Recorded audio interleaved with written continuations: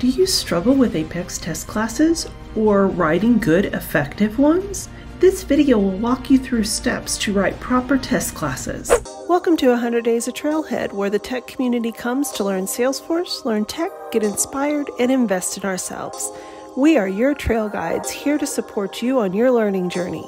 We release videos weekly. Hit the subscribe button so you don't miss a video.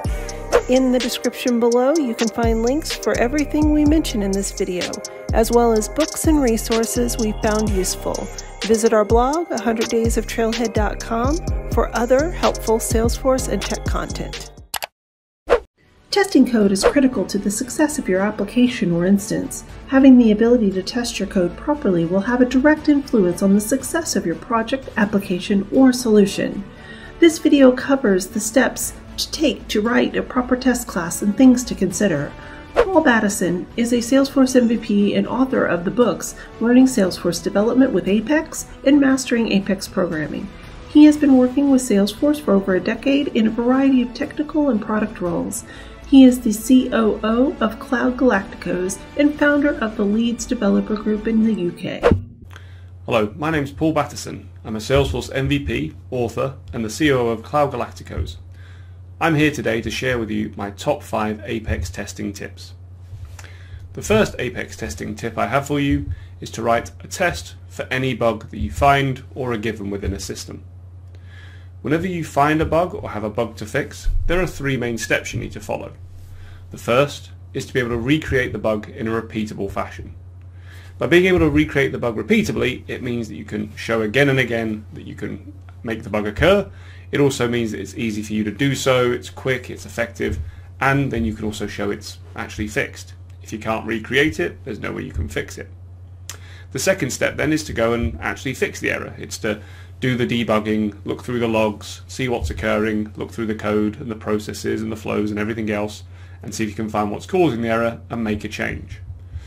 The third and final step then is to show that you can't recreate it anymore. It's to go through, run the same process that was running before that allowed you to recreate and show the error and show that it's no longer there.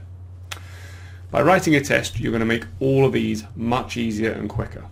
So if you write a test that allows you to recreate the bug, you're going to be able to run that test and quickly and easily show that you can recreate the error. It's much quicker than going through and having to click through a bunch of screens, spend a lot of time in the user interface, which can require many different cycles. And it also means if you make a change to your code, even including just adding some debug statements, you can hit the test and run that again, and it's going to be much quicker for you to see if the change you've made is having the impact you want. It's also going to make it much easier to show that it's disappeared. If you can show that you had the error beforehand in a test that was failing, you made your code change, and now the test is passing and the error isn't occurring anymore, it's going to be really quick and easy for you to verify that that action has had the intended consequences. And more importantly, you've now future-proofed the application. So you can't have any way, or you can obviously reintroduce that bug through a regression, but you've now got a test that should verify and check for that when you're running your tests. So tip number 1, if you're given a bug or find a bug within your system, write a test that allows you to recreate, fix, and verify that the bug has been removed. Tip number 2 is to use the @TestSetup annotation. Each test class can have a single method that is annotated with @TestSetup. This @TestSetup annotation will run the method once before any of the tests in the class are run. So historically, before the @TestSetup annotation came out about 5 or 6 years ago now, you used to use a static block. And the problem with a static block is that it would run for each test method, rather than running once for the entire test class. With @TestSetup, at the end of each test, the data is returned to the state it was in after the @TestSetup method ran. So that means if you went and created a series of accounts and contacts, each test method could run, edit and change those accounts and contacts, but after that method had run, it would return those accounts and contacts to the state they were in when the @TestSetup method had ran, and then when you finished your test overall, it would then remove the data completely. This is going to allow you to create data once in a simple and effective manner. It means that you don't have to worry about many different iteration cycles. And if you just think about it with some very basic kind of, back of the envelope calculations. If it takes 2 or 3 seconds for your test setup annotation to run its code, well, it's going to run that once. If you're doing it for each test method, that's 2 or 3 seconds per test method.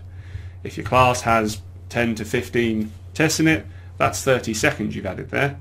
If you do that across, say, 20 or 30 classes, you're adding in a lot of extra time for your test to run. So it's going to make your test run a bit quicker as well. As you can see here, a method with @TestSetup is simply private static method returning void, so it doesn't return any data. You can call it setup data, make data, create data, whatever works for you, and you simply apply the @TestSetup annotation at the top, and then this will run at the start of the test class. And we'll see in a minute an example of using this to create some data. Speaking of test data for our classes, you want to have a reusable way of creating test data, and that is tip number 3. Test data should be created in a consistent way throughout the application. That means that when you're creating accounts and contacts, you're doing it in a consistent manner throughout the entire application when you're testing, as you would expect a user to do so. We want our data creation code to be easy to reuse and also importantly easy to update. I've worked on a number of projects in a number of systems where the test data creation hasn't been as good as it could be and has been very fragmented, and what that means is that when someone adds in a new required field or a new validation rule, a lot of the tests break. Even worse than that, if you've got a lot of inconsistent test data creation going on and it's not centralized in a single place, that means you have many different places to go and update it. I once worked on one system, for example, where we inherited a code base that had 150 different test classes, each of which had their own data setup methods for creating things like accounts and contacts and opportunities. One of the administrators went into the system with a new business requirement, added a new required field on the account, and that caused all of the tests to fail. But even worse, because each test and each test method was having its own way of creating test data, we had to go through and update a lot of code. As part of that, we did extract it to a central test data creation setup, and that made it much easier. There are 2 primary options when it comes to creating test data for your tests. Those are to use a TestDataFactory or to use the Test.load Data functionality. So let's have a quick look at those. A TestDataFactory is simply a class that is annotated with @isTest, so it won't count towards your overall org-wide limit or towards your code coverage. We obviously make it public so we can access it from different locations, but we have some methods to allow us to create test data. For example here, this is taken from my Apex testing course where we look at sending different space missions to different planets. Here I'm creating some test locations, so Mars and Earth, and I've also got a method to create some test rockets and some test craft. So these are just standard Apex methods that create the data in a repeatable manner. We can then combine these with our earlier @TestSetup annotation to allow us to create a method, setup data here, that calls our TestDataFactory to create the test locations and create the test craft in a simple and consistent manner. This is a very simplistic example of a TestDataFactory, and there are others out there that allow you to do far more complicated and dynamic things. I'll make sure I provide a link to one in the notes below in the video. The other option you have is to use the Test.load Data method. Test.load Data allows you to take a CSV file with the same sort of structures you'd have when you are data loading some data, and then save that as a static resource and pass it into your code to create the data. So what we can see here is we have some location data for different planets again. We've uploaded this as a CSV file called location data as a static resource, and then we have our public static void here that are create test locations, and what that's doing is that's calling test.load data, passing in the S-object type we want to create, so this is location, and then passing in the string name of the static resource. This will then go retrieve the static resource for us and populate it into our database for use in testing. A nice feature about this that a lot of people don't realize is that you can combine this with multiple files to create related records.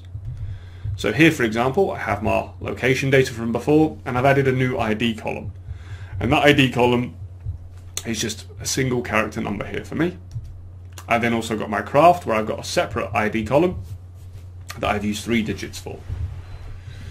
I then have some mission data, and a mission is a combination of some lookups to both craft and locations. So we have a starting location, which is a location record, a craft, which is one of our crafts, and a destination, which is another location. What I can do is I can use the IDs that I have just defined in my mission data file to allow me to create different locations, or allow me to link to, different locations and a craft that I've created beforehand. And as long as I call test.load data in the right order here, so test.load data location data, test.load data craft data, and then test.load data mission data, this will create the records for me and link them all together. This is really powerful when you're working in an organization or a situation where you have defined test data, typically with a QA team. So in one of my previous lives, I worked on a series of products. One of the product teams I worked with had a QA team that had a defined set of test data they would use throughout the application. What we were able to do as a product engineering team was take that test data, put it into this format, and load it into the system so that we were using the same test data in our unit tests as they were using in their point and click tests. What this then also meant is that when they raised a bug, going back to tip number 1, I could then recreate that bug using the exact same test data as the QA team were doing and verify that I could recreate it and then fix it. So this is a really powerful tool, especially when you're in a situation where you have well-defined test data like that. Tip number 4 is to remember that a test must have at least one assertion. Assertions within tests are the actual validation of the code that we are verifying. When we are running a test, it's the assertion that tells us whether something has done what we expect or not. When we run an assertion, we assert on all of the outcomes that we expect to occur from the action that has been taken within that code.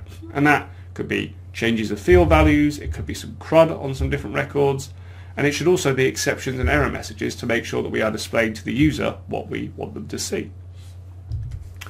If you don't have an assertion in your test will only fail when an unhandled exception occurs. So that's when an error occurs that you're not handling in a catch block, and really when something goes really badly wrong. That's the only time it's going to be caught. So this isn't very useful, and it doesn't allow us to verify that any behavior has occurred as we expect it to. So what we want to do is we want to make sure that every test we write has at least one assertion. Okay? The more assertions you have, typically the better. There are some purists that will tell you should only have one assertion per test, but realistically you should have a couple of assertions to validate all the different pieces of data you're expecting to occur, and it'll make it much easier for you to debug when you see which step it's failed on. Tip number 5 is don't leave tests until the end. I've worked with many development teams and got into many organizations where tests are left until the end of development after all the code has been written, and it becomes very difficult to deploy, to manage, and to test effectively. As a general rule, when you write a method, try and write at least one test. You're not always going to be able to do this, but you should always try to do this. This is going to allow you to validate your assumptions and your expectations early and often. So it's also going to allow you to structure your code better and to keep things more decoupled. By writing regular small tests on regular small amounts of code in your methods, you're going to have nice, clean, easy to read code that's much easier to test and work with, and that you have validated early on. If you leave all your tests to the end, it might be that the very first method you've written is actually erroring, and then you have to go all the way back through your code and make sure the error hasn't propagated. Whereas if you'd just test that small little block of code, you'd be able to debug that and find it out much more quickly.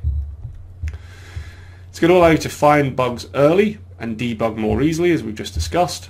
But again, finding bugs early is the key part here, because it's a small amount of code that's changed for you to verify and check. And then finally, a big one for me is that it actually means you're done when you say you are.